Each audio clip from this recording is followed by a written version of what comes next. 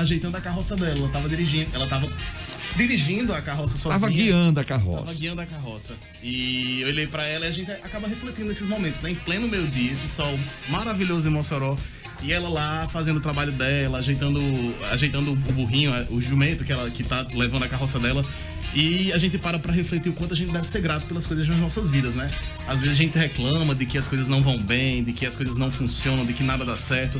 Mas a gente tá vivendo uma pandemia, a gente tá vivendo isso tudo. E só é a gente ter saúde, eu acho que a gente é mais importante. Acho que o fato da gente trabalhar, de repente você trabalha, de repente você tem um emprego, ou de repente você tá desempregado, mas que a gente não perca a esperança e que a gente acabe sendo grato por tudo aquilo que a vida da gente proporciona. Porque esses momentos eles servem pra gente parar, refletir e ver que às vezes a gente reclama, como diz o Matuto, de bucho cheio, né? Verdade, gente.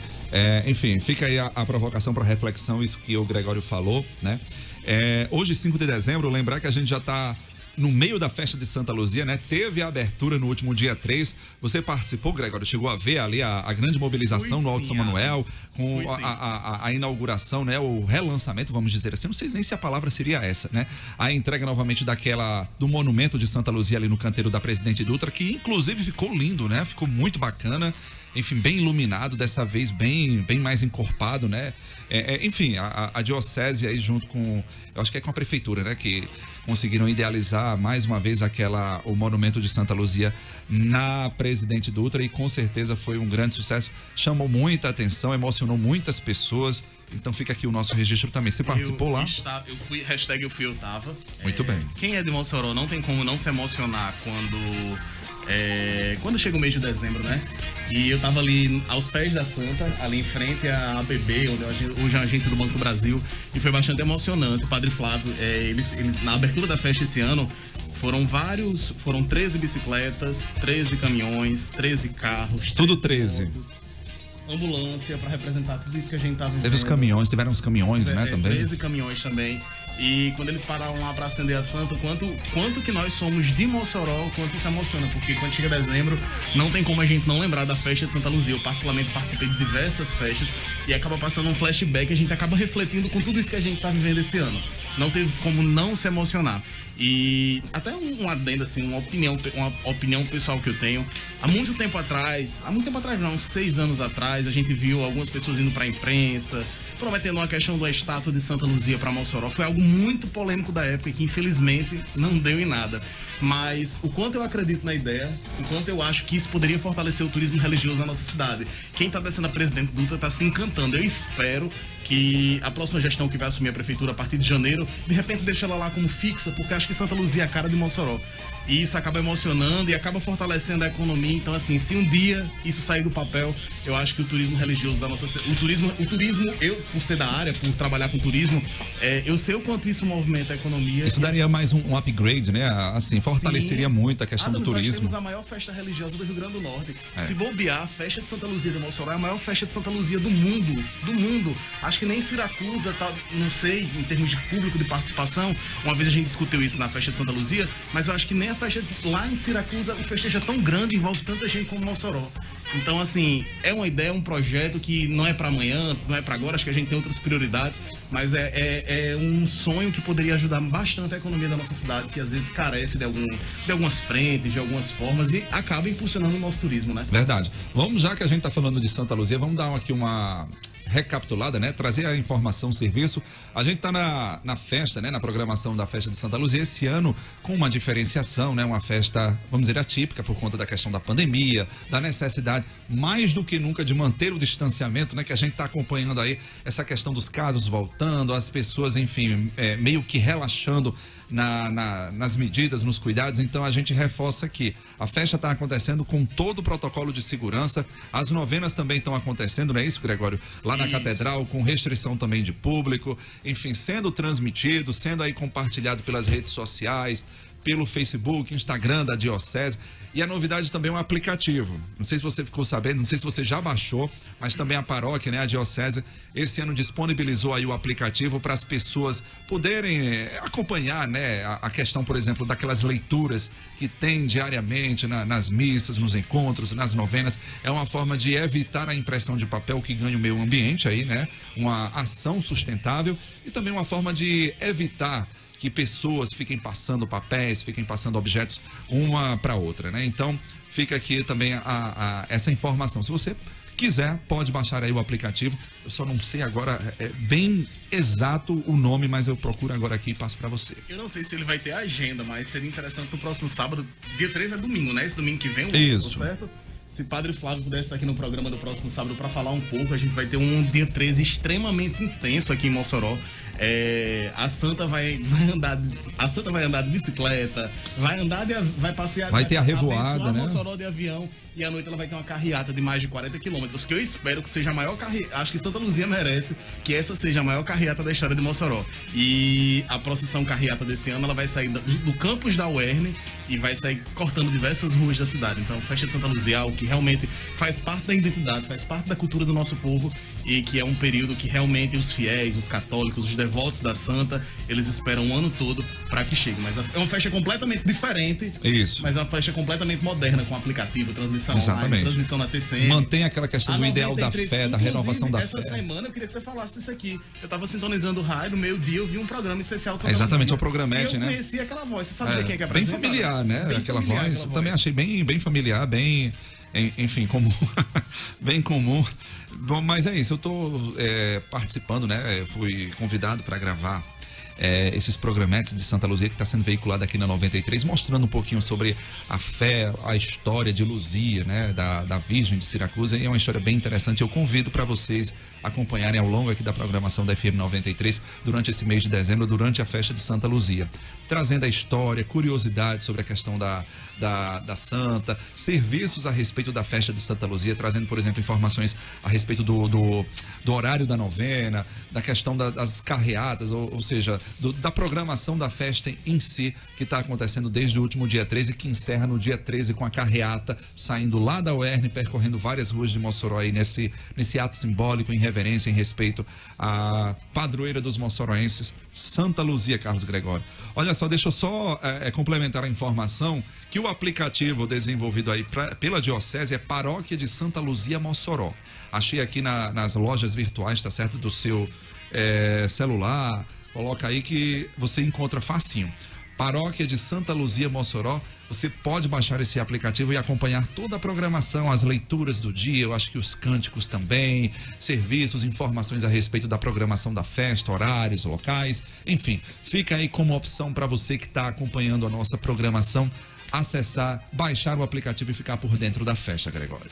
É isso aí. Adonis, mudando de assunto agora completamente, desde ontem as redes sociais estão inundadas. A questão da humorista Dani Calabresa, que declarou que foi vítima de assédio sexual lá na Globo. E às vezes a gente acha que essa realidade é muito distante, né? Mas infelizmente estamos no ano de 2020 e isso é uma constante na nossa vida. O assédio às mulheres, o assédio às pessoas no local de trabalho, dessa questão do cunho sexual, né?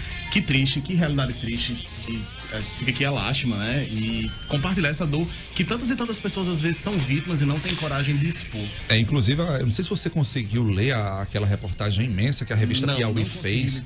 Mas assim, ficou um trabalho assim jornalístico, isso eu falo na parte mais da apuração jornalística, ficou um trabalho muito incrível, muito completo, né? Eles conseguiram trazer uma informação bem completa, bem argumentada mesmo, então fica aqui, vale a pena a leitura lá para você se inteirar também desse caso, né?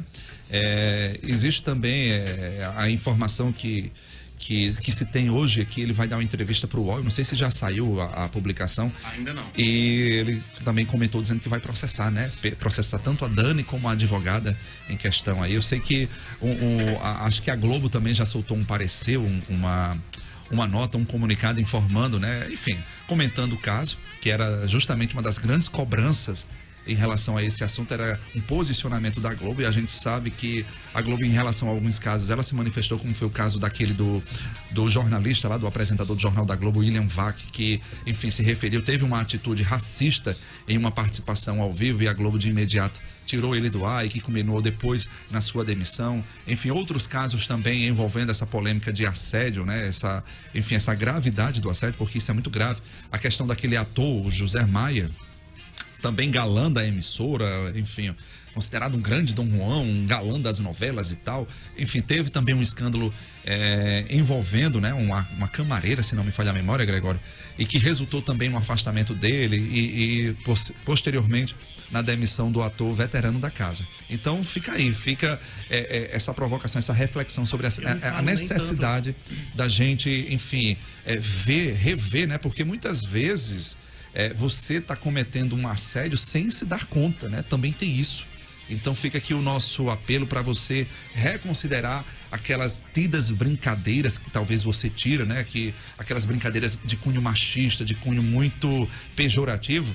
Então fica aqui o apelo, ó, cuidado aí que você pode estar cometendo um crime de assédio. Eu acho que vale a reflexão, nem tanto, acho que não, porque foi na Globo, porque foi na emissora, porque foi um artista, mas eu acho que às vezes, talvez até alguém que esteja ouvindo o programa passe por isso, o quanto deve ser doloroso, o quanto isso deve doer e deve sangrar dentro do coração. Então, para você que de repente foi vítima de assédio, que não teve coragem, procure um psicólogo, procure alguém para você conversar, para que você possa superar esse trauma e possa viver, sobretudo, com o seu coração mais leve, que eu acho que essa deve ser uma dor que deve sangrar bastante o coração. Com certeza. Mudando um pouquinho de assunto, agora 12 horas e 18 minutos, né? Antes da gente chamar a música, hoje está acontecendo um drive-thru de vacinação, né? Contra aí, aliás, de testagem, melhor dizendo. Aí quem me dera a vacinação, mas é testagem, gente, tá certo? Que notícia boa que você deu agora, chega, meu Deus. Testagem, gente, é porque eu tô, enfim, vidrado aqui na vacinação, mas o serviço mesmo é a testagem que está acontecendo ali ao lado do museu. Isso. Serão 2.000 testes, tá certo? Já acabou. Eu passei agora lá, tava uma fila gigante, 3 faixas de carros. Eu cheguei aqui pra... Não, é até às 11. Eu cheguei, acho que era 10h15, 10h20, tinha um carro do Ciretran, dos guardas, dos azulzinhos, né? Que a gente os agentes de trânsito. Os agentes de trânsito, justamente. E eu fui a primeira pessoa que chegou depois que acabou. Então... Você chegou a fazer o teste, não? Não cheguei, porque quando eu cheguei, tinha, não tem mais Esgotou. teste. Esgotou. Foram 2.000 testes, Foram 2.000 testes. Muita gente aí, parabenizar as pessoas da Secretaria de Saúde que estão dando a cara, que estão participando, que estão se expondo para que possa fazer essa testagem. Mas foram 2.000 testes, mas a Prefeitura segue fazendo testagem. Infelizmente, a gente criou-se uma falsa sensação de que a pandemia tinha acabado e a gente está vendo agora um reflexo disso de uma forma bem delicada. Muitos se falam sobre a questão de uma chegada de uma segunda onda, mas na verdade a gente não saiu nem da primeira, né? Então fica aqui também esse recado. O que mais me fez refletir, eu estava lendo o blog da Thaisa Galvão essa semana, sempre leio diariamente o blog dela, e ela estava justamente criticando essa questão. Acho que pra gente ter noção de que as coisas estão complicadas, eu acho que há 2 meses atrás eu não conhecia ninguém que tivesse com Covid. Hoje eu sei de umas 4 ou 5 pessoas próximas a mim que testaram positivo. Então, assim, eu acho que esse é o maior reflexo de como a situação está delicada. Isso fora a questão da subnotificação, né? Porque a gente vê esses casos oficiais, mas por fora existem muitos outros casos que a gente não consegue acompanhar, tá certo? Pessoas, por exemplo, que carregam vírus, né? e que estão assintomáticas, né? Literalmente contaminando outras pessoas. Então, mais do que nunca, fica o apelo aqui para as necessidades, para os cuidados em relação à questão da pandemia. E que cuidados são esses? Uso de máscara, tá certo? Uso regular da máscara, né? E correto da máscara, porque muita gente ainda acha que usar a máscara é só, por exemplo, cobrir a boca, e não é isso. É cobrir a boca, cobrir o nariz de forma que enfim, o seu rosto, né, a sua face fique realmente protegida. Manter o cuidado em relação ao distanciamento, né, evitar aglomerações, em outras palavras, e lavar as mãos constantemente, né? Adams, essa semana eu voltei a ser fitness. Estou voltando aos poucos, né? Engordei um pouquinho aí nessa época, juntou pandemia com muito trabalho, com muita coisa, e eu voltei a fazer atividade física. Você falando aí da máscara, gente... Olha, é difícil você fazer atividade física. Mas é necessário. Mas é necessário. Mas isso. Não deixe de ir para as academias, para os boxes de crossfit, para os estilos de dança, para suas atividades físicas, carregue sempre. Eu estou tendo a experiência de ir lá, de verificarem falar pressão, de verificarem temperatura, de ter o álcool em gel e da gente sempre utilizar máscara. Exatamente. A gente tem vários modelos de máscaras. Quando começou a pandemia, era aquele desespero, porque a gente não tinha máscara, não sabia onde vendia, só tinha as descartáveis. Acho que hoje em dia cada um já encontrou aquela máscara que de repente lhe incomoda menos. Exatamente. Na academia que eu frequento, né, ela tem um sistema de ar, né, que fica, enfim, ventilando ou retirando o ar da academia. Enfim, ela é uma academia ampla, tem essa questão da testagem também. Quando você entra na academia, você... temperatura. Aliás, desculpa, da temperatura. Testagem da temperatura, né? Tem a questão da necessidade de você pisar no tapete lá para desinfectar, sim. Né? Tem a questão dos dispensers de álcool gel em toda a academia, que agora é uma realidade. Em cada esteira, por exemplo, você encontra um tubo de álcool. Em cada máquina também tem lá disponível também o álcool, né? No banheiro existe sempre lá o sabão disponível, né? Para as pessoas lavarem. De repente você pega no equipamento, imediatamente, quando termina, vai lavar, faz a sua higienização para manter esse controle e os cuidados também quanto à questão da pandemia. Eu acho que a gente vai sair da pandemia com mais hábitos de limpeza. Espero. Mas com álcool gel, lavando mais as mãos. Isso. Enfim, eu acho vai ser uma realidade que vai ficar, né? Por exemplo, do álcool, né? Que é bem prático e que você consegue carregar na bolsa, enfim, assim, no eu bolso. Eu não consigo carregar porque todo dia eu perco um pote de álcool em gel. Então, acabei de perder o meu. Tava aqui procurando, mas eu já perdi acho que uns 20 a 30 Mas qualquer coisa você pode usar esse daqui da 93, vai tá aqui. Pois é, deixa aqui pra você. Pote de gel. Acho que tá na hora de chamar música, né? Com certeza, vamos nessa? Hoje a gente tem uma convidada aqui super especial que vai falar pra gente de um trabalho fantástico que ela vem realizando. E daqui a pouquinho vocês vão saber quem é. E a música é indicação dela, né? Com certeza. Pode soltar? Vamos nessa. Pode chamar a música? Agora. Vem aí. Papo de Sábado. You love it how I move you love it how I touch you, my one. When all is said and done, you believe God is a woman, and I feel it after midnight, a feeling that you can't fight, my one. It lingers when we're done. You believe God is a woman.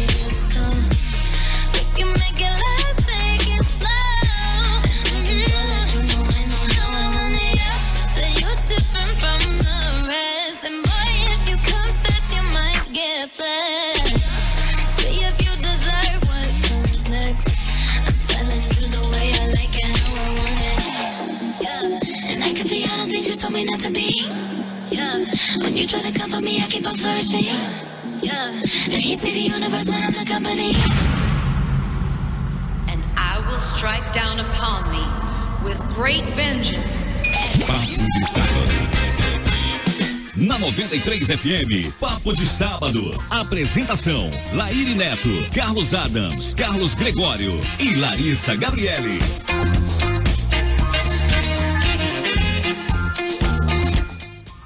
De volta ao segundo bloco do Papo de Sábado. Hoje aqui tá eu e Adams, né? Exatamente, bem desfalcado hoje. Lairinho e Lari Gabi não estão aqui. Lari Gabi acabou as férias, mas amanheceu um pouco indisposta. Prefiro ficar em casa descansando. E o Lairinho deu uma viajada, né? Exatamente. A gente tá recebendo aqui nos estúdios da 93 FM hoje Eli Cafré, jornalista, não é de Mossoró, é da cidade próxima aqui do Ceará, mas Russas, mas ela é egressa da UERN. E como eu fico feliz em ver tantos talentos surgindo na UERN. Adams é do curso de comunicação, também sou, Eli também é.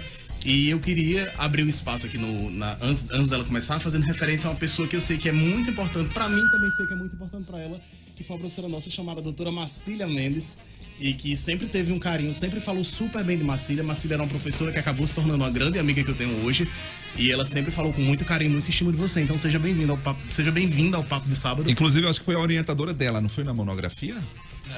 Não foi. Fui uma amiga muito próxima dela. Primeiro, muito Boa obrigado. tarde, né? Seja bem-vinda. 93. Carlos Adams, Carlos Gregório, é um prazer estar aqui. Inclusive, ele também foi minha estagiária, tá certo? Na comunicação da UFES, na assessoria de comunicação. Desempenhou um trabalho espetacular, enfim, marcou história lá na comunicação de fato, né, Eli? E foi incrível ter Adams como chefe. Foi show. E sim, sou do Ceará, sou de Russas e fui acolhida com muito amor pela UERN. A UERN acolhe a gente, né? Como é incrível ter uma universidade que produz pessoas como a UERN produz, profissionais incríveis, com a qualidade que a UERN produz, né? E nos acolhe de outros estados e até o pessoal aqui de Mossoró da região. Marcília é uma professora incrível que me acolheu. Passei por muitas dificuldades no período da faculdade e passei por muitas dificuldades no período da faculdade e ter pessoas, professores, que eram atentos não apenas ao ensino, mas também a manter os seus alunos com qualidade na universidade é muito importante pra gente. A Marcília foi fundamental, uma grande amiga. Se for pra gente falar de Marcília, eu vou mandar depois esse vídeo pra ela. Mas se for pra... que tá passando, o Papo de Sábado também é transmitido pela nossa TV, em vários canais, em várias emissoras. E depois eu vou mandar esse vídeo pra doutora Marcília pela vez, mas se fosse pra gente falar de Marcília, que a gente passava o programa todinho falando dela. Marcília, que inclusive, fazer aqui um parênteses, se aposentou, né, Gregório? Marcília está aposentada da UERN. Isso. É natural de Mossoró, hoje ela mora em João Pessoa, se divide isso. em Natal sendo avó, mas A formação dela foi toda em João Pessoa. a vida dela é em João Pessoa, mas ela tem grandes raízes. Ela nasceu em Mossoró, mas teve a vida em João Pessoa, veio pra Mossoró e agora retornou pra lá. Mas enfim, como foi essa identificação com o jornalismo? Cara, eu fui pro jornalismo, mas eu não tinha certeza se eu queria jornalismo. Mas eu me apaixonei pelo jornalismo. Comecei no meu segundo período a fazer um estágio. Eu era editora de um jornal aqui de Mossoró. E comecei... Jornal impresso? Jornal, telejornal. Certo, Eu editava o vídeo, eu editava as matérias pro jornal. E eu, nesse momento, percebi que eu era apaixonada pelo audiovisual. Nesse período da faculdade, participei de projetos com o Canal Futura, desenvolvi documentários com eles, né, que a gente teve a oportunidade de exibir nacionalmente. E com isso eu fui crescendo como profissional, crescendo como pessoa, aprendendo muito e também entendendo que era esse caminho que eu queria seguir, o caminho do audiovisual, né? Como o Adams falou, eu fui estagiária dele e aprendi muito lá. E das boas. Porque a UFESA, ela tem uma estrutura muito boa de comunicação. Então lá eu tive a oportunidade de mexer em tudo, pegar em todas as câmeras, em todas as lentes, ir pra rua, fazer tudo que eu podia fazer e aprender tudo que eu não teria dinheiro pra comprar e aprender, né, Adams? Com certeza. Então foi uma oportunidade muito grande pra Foram o mim. quê? 2 anos ou 4? Foram 2 anos no estágio e depois eu fui passar 1 ano no projeto do Robot. Isso. Com certeza, uma grande experiência. Ele chegou em Mossoró e passou por 2 instituições extremamente importantes, então, né? Teve a oportunidade de estudar na UERN e de trabalhar na UFESA. Deve ter sido experiências fantásticas. Agora, não tem como não falar de audiovisual em Mossoró e falar de uma outra grande amiga que eu tenho, o Igna Ribeiro, que você deve conhecer também, que é uma das grandes profissionais da cidade, já fez filmes, documentários. Eu tenho muito orgulho, eu digo que ela é pequenininha no tamanho, mas ela é gigante no talento. É uma pessoa super querida e acredito que você deva conhecer também, né? Olha, o Igna é um exemplo incrível. E, inclusive, eu vou falar um pouco mais à frente sobre outros trabalhos que eu fiz, inclusive fora de Mossoró. E a gente observa que as pessoas da cidade, elas valorizam muito quem sai da cidade, né? Ah, tá fazendo alguma coisa fora, foi pra São Paulo, foi não sei pra onde. E quando a gente chega nesses espaços, a gente fala, nossa, tem pessoas na minha cidade que fazem trabalhos muito melhores, muito incríveis e que não são notados. O Igna já é notado porque o Igna transforma o audiovisual aqui, né? Mas quando eu cheguei fora daqui, eu tive a oportunidade de olhar para Mossoró, eu falei, que trabalho gigante que o Igna faz e como ela é excelente, tudo que ela constrói. Inclusive tem a questão da série, né? Isso, várias séries. Inclusive, quando o Igna começou, ela não começou voltada pro lado comercial. Tudo bem que hoje ela trabalha com isso, mas ela começou, desculpa o termo, se ela ouviu uma menina véia, gravando vídeo, editando e descobrindo. Depois foi que ela se profissionalizou, hoje ela trabalha com isso. Mossoró também tem grandes pessoas, outro profissional que adora aqui em Mossoró é Jetson, da Sam Produções. Não sei se você já teve a oportunidade de conhecer e trabalhar com ele. Fiz vários trabalhos com ele também, mas o Igna, por ser essa amiga em comum, eu abri esse parênteses aqui pra falar. E que bacana ouvir isso de você, que às vezes realmente a gente só valoriza quem vai pra fora, mas às vezes quando a gente chega lá fora, olha pra trás e diz, poxa, realmente a comunicação de Mossoró tem grandes talentos. E é muito incrível a gente ter a oportunidade dessas pessoas transformando o cenário do audiovisual aqui. Porque o Igna não faz só, ela tem a equipe dela, né? E ela ensina, e ela transforma pra onde ela passa. E mais do que isso, eu quero pontuar que o Igna é uma grande mulher fazendo esse trabalho aqui, né? O que é muito importante, porque no audiovisual a presença masculina é muito grande.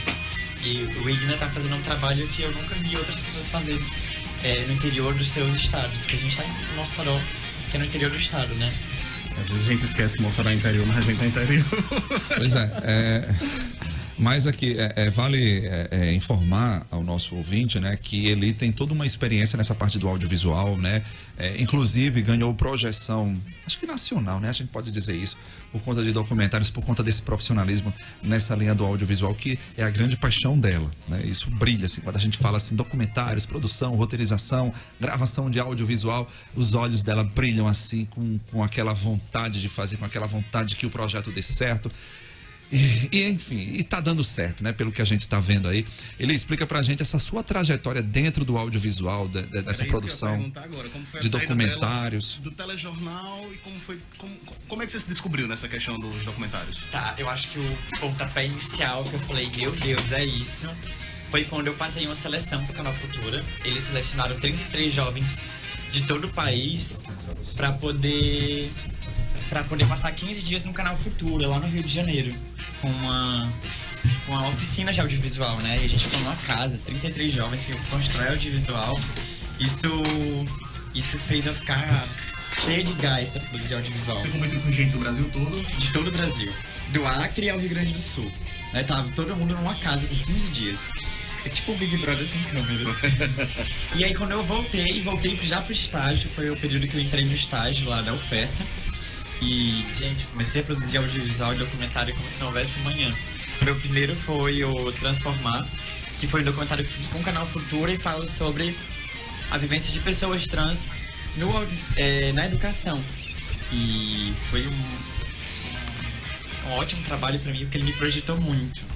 Inicialmente ia só entrar dentro de uma maleta do Canal Futura, 40 maletas que eles iam espalhar pelo Brasil. Depois entrou dentro de 540 maletas. Eu tive a oportunidade de... O que são maletas? Desculpa a pergunta. Eu já ia perguntar também, que maletas são essas? Do Canal Futura, eles produzem uma maleta que é a Maleta Juventudes, que fala sobre economia, saúde, gênero, e colocam vários conteúdos impressos e de audiovisual. E espalham pelo Brasil para espaços de educação, para que as pessoas possam debater isso. Bacana. Né? Aí, inicialmente, esse meu trabalho entrou só em 40, acabou entrando em 540 maletas espalhadas pelo Brasil. Eu tive a oportunidade de viajar por muitos estados, muitas universidades, exibindo esse trabalho, conversando com jovens sobre a importância de falar sobre a inclusão de pessoas trans na educação. Ainda com o Canal Futura, eu fiz o... Você contou histórias de que, assim, pode fazer uma rápida sinopse do... Posso. Eu falei com duas pessoas da UFESA, que foi a Ana Vitória, que é uma travesti, e Daniel Guedes, que na época era aluno de Letras Libras, e hoje em dia já é formado, um grande profissional. Falei com Luma Andrade, que é a primeira travesti... com Luma Andrade, que é a primeira travesti a ter um doutorado aqui no Brasil. Ela é do Ceará. E também falei com Caio Lemos, que até então ele era aluno de mestrado, né, de antropologia. E eles... é muito forte, porque eles têm histórias muito fortes, né? Acho que qualquer pessoa trans que decide seguir na educação, que é um espaço tão violento pra nós, é muito forte. Então, fica a dica aí. O link, posso dizer, tem link? Esse documentário. Tem link no YouTube, vocês podem escrever lá Transformar Existindo na Educação, e também tem o link do meu portfólio com os meus trabalhos lá no meu Instagram, que é @eli_cafre, C-A-F-R-E. Cafre. E depois de Transformar, veio o quê? Veio Bicha Presa, que é um documentário que eu falo sobre... Você apresentou o seu TCC. Isso mesmo. Certo. Inclusive teve a apresentação especial também, um lançamento especial no Teatro Lauro Monte, não foi, Eli? Foi. Falava de que o seu TCC? Fala sobre a dupla vulnerabilidade de pessoas trans, LGBTs, em presídios masculinos. Porque o presídio já é um lugar de vulnerabilidade, né? Mas quando você é uma pessoa LGBT, uma travesti, uma mulher trans, dentro desse espaço é muito mais vulnerável, porque elas sofrem muitas outras violências muito fortes. E assim, eu recomendo esse documentário pra gente também ter um entendimento melhor sobre essa compreensão social. Isso é uma realidade brasileira que muitas vezes a gente fecha os olhos, não é isso? E que talvez não esteja ao nosso alcance para ver, para enxergar, para fazer essa reflexão. Então, fica aqui o convite, tá certo? Eu acho que já está disponível em plataformas, não é isso, Eli? Tá. Também tá no YouTube, também tá na Globoplay. Todos esses que eu tô falando Tá aqui... na Globoplay? Tá. Se vocês não acharem no YouTube, podem ir na Globoplay digitar o que vocês acham. É que às vezes o site é inconstante, às vezes dá uns erros no link, mas às vezes eu acho, outras vezes não, mas tá por lá. Ótimo. E depois teve mais documentários depois disso? Tem Empreender, que eu falo sobre mulheres negras empreendedoras que empoderam outras mulheres pretas através da moda. Esse eu gravei no Rio de Janeiro. Tem o Mandala, que eu gravei em Natal, que fala sobre permacultura, veganismo e os impactos da nossa sociedade, do ser humano no meio ambiente. O Escola África, que eu também gravei no Rio de Janeiro, e eu falo sobre educação e educação com mulheres pretas, né? Porque a universidade é um espaço muito embranquecedor e a gente esquece que a população preta tem uma história riquíssima e que a gente precisa valorizar e escutar essas pessoas. E depois desses trabalhos do canal Futura, eu fui participar de uma seleção para o Profissão Repórter. Uma seleção que era para selecionar as 10 melhores duplas do país que fizessem reportagens de até 5 minutos para que fossem passar uma semana de imersão. Tá com frio, né? Tô com frio. Só para situar os ouvintes, a gente tem 2 centrais de ar ligadas aqui na 93. Abre um pouquinho a porta aqui. Exatamente, eu acho que eu vou já abrir a porta ali, Gregório. Tá, tô indo abrir, pode. Porque assim, nossa, hoje também tá frio. Eu que sou, enfim, quem aguenta, legal, gosto tô também do falando- frio, tô com frio, imagine vocês, hein, aí. Eu tô falando com vocês tremendo aqui. Eu ia perguntar se você tava com frio. E aí eu fui participar dessa seleção, que eles selecionavam 10 duplas do Brasil inteiro que produzissem audiovisual, né? E a gente fez eu e Milena fizemos uma reportagem, Milena é uma amiga minha do Piauí. Fizemos uma reportagem na comunidade quilombola, lá do Piauí, que tinha uma usina eólica, né? A gente falou usina eólica, pode falar? Não sei. Enfim, Acho que é usina eólica, energia... é energia eólica lá, assim, no quintal de casa. E as pessoas dessa comunidade não tinham energia. E é muito forte, né? Você olhar pro quintal da sua casa e ver um parque eólico gigantesco que tá produzindo energia, inclusive, para outro estado, porque essa energia ia para Minas Gerais e não ter luz na sua casa. À noite, inclusive, era uma cena muito forte, porque a gente olhava o breu, que não tinha energia elétrica, era só lamparina, e tinha os pontinhos piscando, sabe? Já viram à noite como é que funciona? Já Aí sim. parecia ser um céu estrelado vermelho, assim, ó. Eu já Todo fiz, horizonte. nos tempos que eu trabalhava com TV, né, com reportagem de TV, eu já fiz uma matéria nesse sentido, né, que a pauta era essa. Isso era lá em Felipe Guerra. As comunidades, né, casas isoladas, né, que observavam as linhas de transmissão, os fios da energia passando literalmente em frente, e essas casas não dispunham de energia, né, da luz propriamente. Então fica também, enfim, é muito marcante quando você se depara com situações como essa. Muito. Essas histórias que a gente conta nos transformam muito. E aí eu tive o privilégio de, junto com Milena, ser selecionada entre as 10 duplas e passar uma semana de imersão lá no Profissão Repórter, que foi incrível. Quem é jornalista... Conheceu o Caco Barcelos, né? Isso, conhecemos o Caco. Quem é jornalista, eu acho que entende o peso do Profissão Repórter, que eles fazem um trabalho admirável, assim. É jornalismo forte, de verdade, né? Aprendi muito e voltei pra casa. Passei uns 4, 5 meses em casa, com o Adams ainda trabalhando. E aí, tal hora, uma noite, recebi uma ligação de Caio Cavecchini. Caio Cavecchini é chefe de edição do Profissão Repórter. E ele estava se ausentando justamente para dirigir a série da Marielle. Acho que alguém viu aí que a Globo lançou uma série da Marielle, né? E ele falou, gente, já que eu tô me ausentando e a gente precisa de uma editora por aqui, bora chamar a Cafre, oportunizar uma pessoa do Globolab. E aí eu fui ficar uns 3 meses e meio por lá editando, até quando a série da Marielle foi lançada. E foi incrível. Joguei tudo pro em uma semana, fui pra São Paulo. Acabei ficando 9 meses lá. Passei um bom tempo da minha pandemia lá em São Paulo. E Mas agora aprendeu bastante, né? Aprendi Muito bom. bastante. Mas chegou uma hora que a gente fala assim, minha saúde mental não vale mais. Preciso voltar pra casa. Tava tudo parado, tava fazendo home office. E a pandemia mexe com a gente, ainda mais quando a gente tá em um lugar que não tem apoio, não tem família, não tem conhecido. É só você solto em uma cidade que tá tudo parado, inclusive o seu ramo, porque eu trabalho indo pra rua filmar, né? Então não podia mais ir pra rua filmar. E tava presa em São Paulo, sozinha. Falei, não, gente, onde eu estiver, eu vou fazer trabalhos incríveis, porque eu fiz no Piauí, um lugar onde não tinha energia, fiz aqui em Mossoró trabalhos incríveis de reconhecimento nacional, fiz em Fortaleza, fiz em Redenção, e por que não?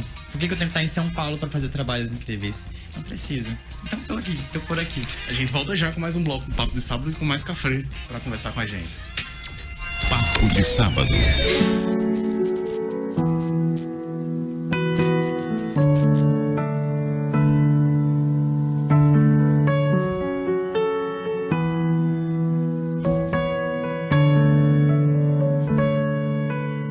Eu sei que tudo vai ficar bem e as minhas lágrimas vão secar.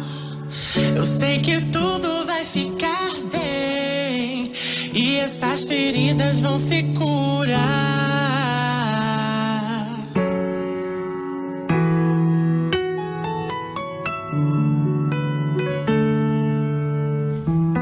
O que me impede de sorrir é tudo que eu já perdi.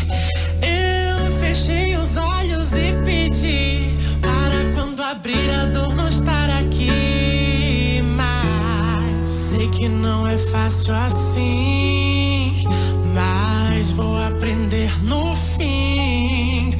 Minhas mãos se unem para que tirem do meu peito o que é de ruim. E vou dizendo tudo vai ficar bem e as minhas lágrimas vão secar. Tudo vai ficar bem e essas feridas vão se curar. Eu sei que tudo vai ficar bem.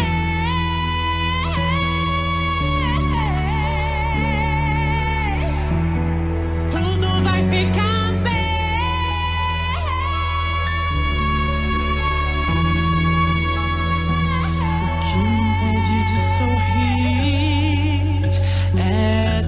que eu já perdi. Eu fechei os olhos e pedi para quando abrir a dor não estar aqui. Mas sei que não é fácil assim, mas vou aprender no fim. Minhas mãos se unem para que tirem do meu peito o que é de ruim. E vou dizendo tudo vai ficar bem e as minhas lágrimas vão secar. Tudo vai ficar bem e essas feridas vão se curar. Se recebo Deus, se devo vou amar. Se recebo Deus, se devo vou amar.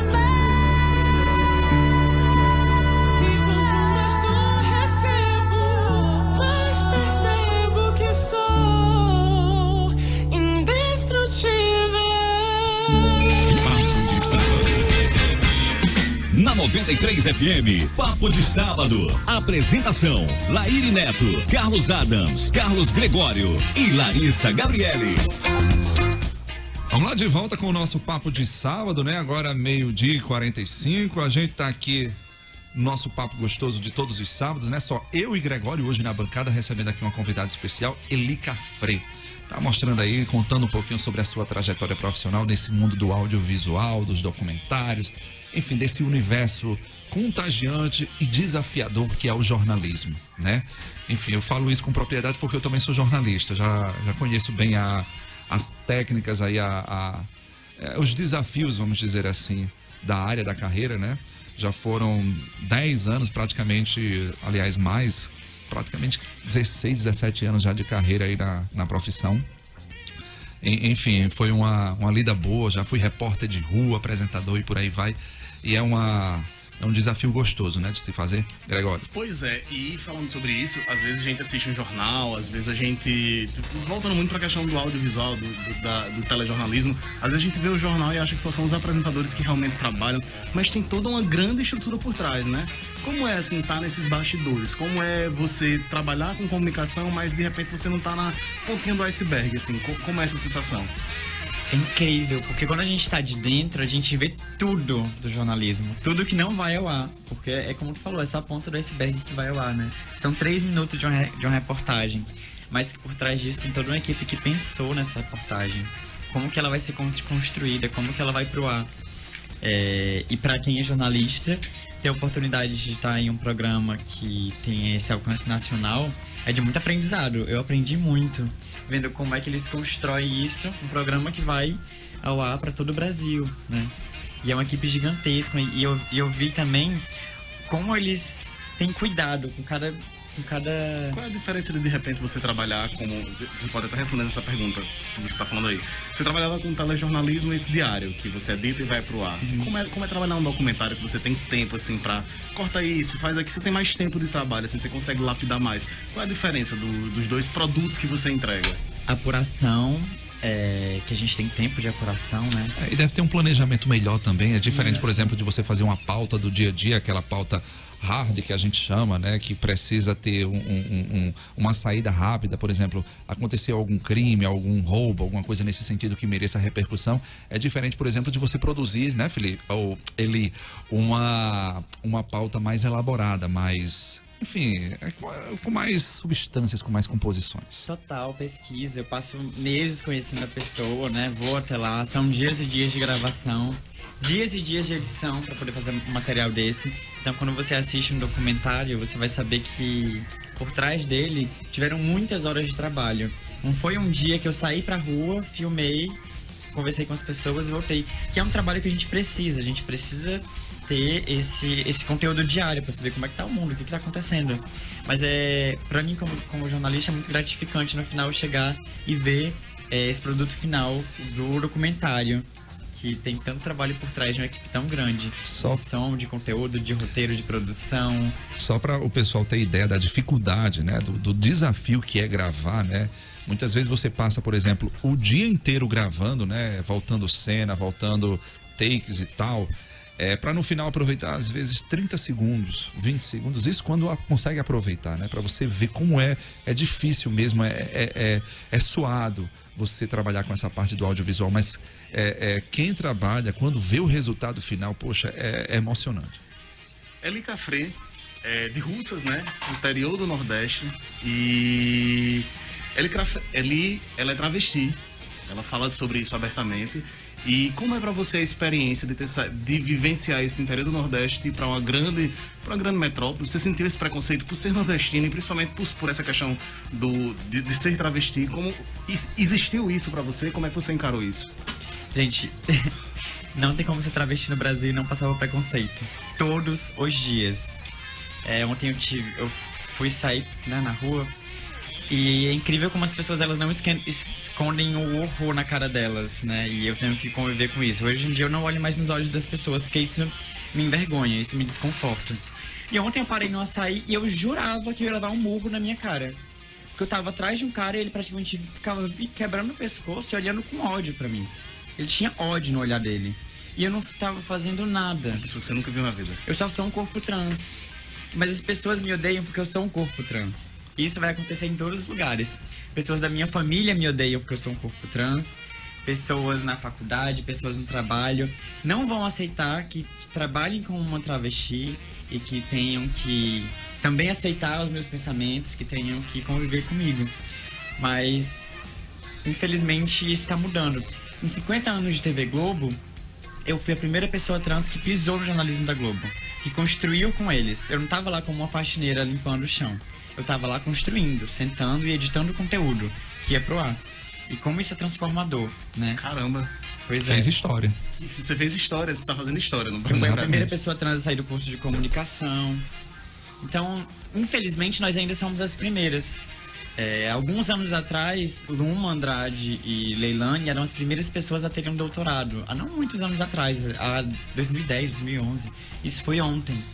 E há quantos anos a gente tem universidades no país? E só agora a gente consegue se formar, né? Então... Sobre essa questão que ele falou a respeito do preconceito, né? Dessa questão da intolerância, porque isso é intolerância, né?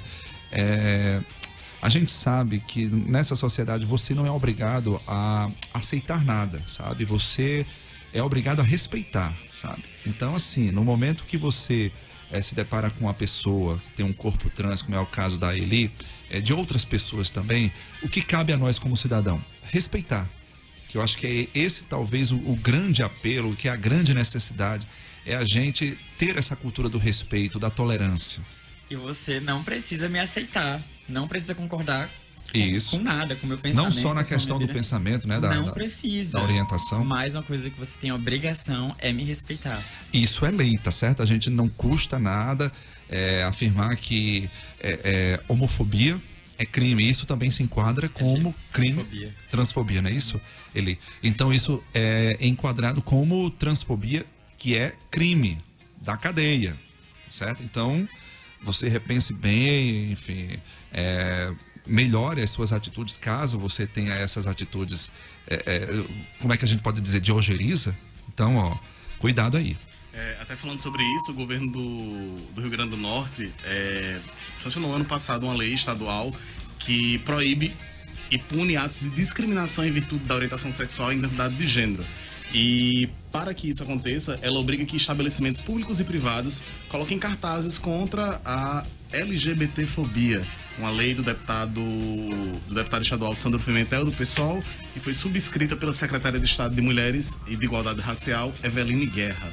Então não deixa de ser um avanço, né? E para muitas pessoas isso é desnecessário, né? Mas quando você para ver que a minha expectativa de vida é de 32 anos, menos da metade da expectativa de vida de Carlos Adams, de Carlos Gregório, gente, nós estamos sendo assassinados. Nossa expectativa de vida é baixíssima. E quando nós morremos com requinte de crueldade, né? E isso precisa acontecer. Porque a gente morre, as pessoas só não se importam, mas nós também somos seres humanos. Nossa vida também precisa de atenção. É verdade, isso é chocante, né? Exatamente. Você vê, hoje a gente tá em 2020, século 21, né? Sempre tem aquela história que a gente ainda está tendo que fazer essas reflexões, coisas que a história toda da humanidade a gente passou 2, 3 mil, enfim, a história toda da civilização, ou dessa chamada civilização que a gente chama, né? Que a gente conhece, a gente ainda se deparar com casos como esse. Quem diria, né, Adams, que nos dias de hoje a gente estava tendo aula online, o pessoal apresentando TCC, monografia, tudo de forma online, reunião de negócios. Grandes avanços e ainda grandes retrocessos, grandes passos para trás. Que isso possa avançar, né? Que bom, assim, como é bonito ver você fazendo história, como é bacana ver uma pessoa tão próxima a gente, da realidade, que vive em Mossoró, que respira Mossoró. Hoje você mora em Mossoró ou começa a rotina? Continuo morando no Ceará, mas eu tô fazendo um documentário com a Unicef agora, e tô fazendo uma série com o canal Futura que a gente tá falando sobre juventude, pandemia, internet, como tá sendo essa nova relação dos jovens com a virtualização, né? Tô fazendo esses 2 trabalhos e algumas coisas por Mossoró também. Só uma dúvida, então, você edita, você filma e edita? Eu faço tudo. Eu ligo pras pessoas, marco entrevista, escrevo roteiro, faço direção, filmo, chego em casa, boto no computador, edito. Apresenta, né? Faz matéria, vai pra frente do vídeo também, enfim, faz tudo, né? Quem trabalha com audiovisual independente sabe que a gente não tem muito dinheiro pra pagar uma equipe muito grande. Então é só você pra fazer tudo?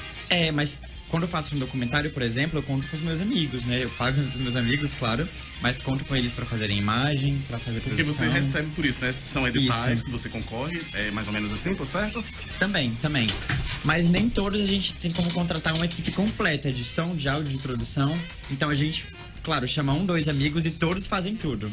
Todos fazem imagem, todos fazem produção, todos fazem estilo, tudo que precisa fazer no audiovisual eles fazem. E eu também. Uma equipe bem polivalente, vamos dizer assim, né? O que é legal. Mas é isso. Bom, 12 horas e 56 minutos. Tem mais alguma consideração, Gregório, para fazer?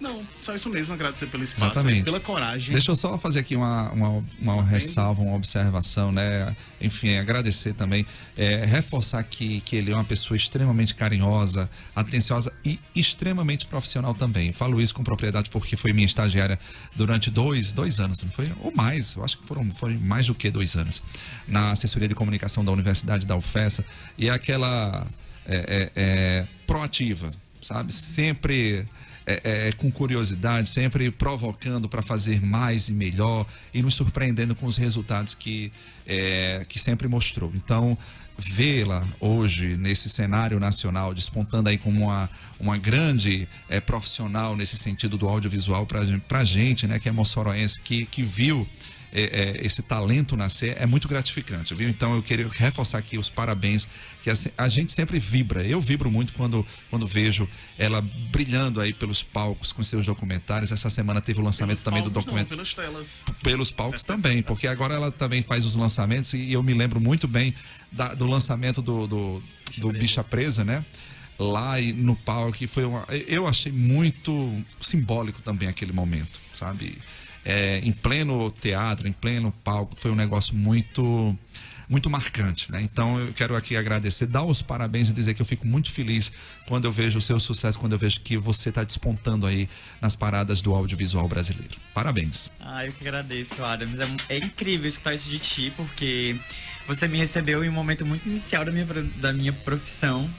E você esteve presente em todo esse processo de crescimento. Desde quando eu comecei a fazer meu primeiro documentário, você estava lá, né, como meu chefe, até o dia que eu recebi minha ligação para ir trabalhar na Globo. Exatamente, veio perguntar o que eu achava. Eu digo, vai nessa, agarra aí com a oportunidade, vamos nessa, sabe? E tá aí o resultado. É só orgulho, é só satisfação. Muito obrigado. Só alegria. Muito obrigado, é lindo escutar isso de ti. Que venha muitos outros docs aí, produções audiovisuais que com certeza a gente vai amar ver, tá certo? Bom, é isso, parabéns, tá certo, Eli? Parabéns mesmo, de verdade, de coração. Sou seu fã, você sabe disso. E vamos nessa, vamos juntos, né? A gente tá encerrando o programa, agora 12h58. Vamos embora, Gregório? Tô pronto. Partiu, né? Partiu. FDS. Bom, gente, obrigado pela sua audiência, tá certo? Na sequência vem aí Railson, já chegou ali, já tá com o comando pronto, né? Partiu FDS, partiu sábado, bom final de semana, juízo, atenção aí, reforçando a atenção nos cuidados, máscara, álcool gel, lavando sempre as mãos e evitando aglomerações. Beleza? É isso aí, se Simbora. dirija e vamos ter os nossos cuidados. Exatamente. Se Deus quiser, o que Adams disse... Adams, eu já imagino como é que vai ser essa vacinação, essa alegria. Exato. Inclusive a vacinação vai começar na próxima semana no Reino Unido, né? Você quer aqui. Exatamente. Mas, isso é uma boa notícia, é um alento, gente. Há a previsão, por exemplo, de começar a vacina em janeiro. Eu vi que tem alguma informação nesse sentido, que o estado de São Paulo vai começar a vacinar a população a partir de janeiro. Existe uma previsão também do Ministério da Saúde que a vacinação comece a partir de março, sabe? Então, vamos segurar mais uma vez, vamos ter aí paciência, perseverança, que isso tudo vai passar e logo, logo a gente vai, enfim, voltar a respirar aliviado sem essas máscaras que incomodam tanto, né? Então, mas enquanto isso, vamos manter o nosso cuidado, o nosso respeito com as nossas vidas e principalmente com a vida dos outros. Tranquilo? Vamos embora. Obrigado mais uma vez, Eli. Sucesso na carreira. Agradeço. Valeu. Você possa voltar aqui e dar muitas boas notícias. Estou aberta para esses convites. Para que as pessoas possam ter dimensão desse trabalho tão bacana que você faz. Obrigado e até o próximo sábado. Valeu, gente. Até o próximo sábado. Tchau.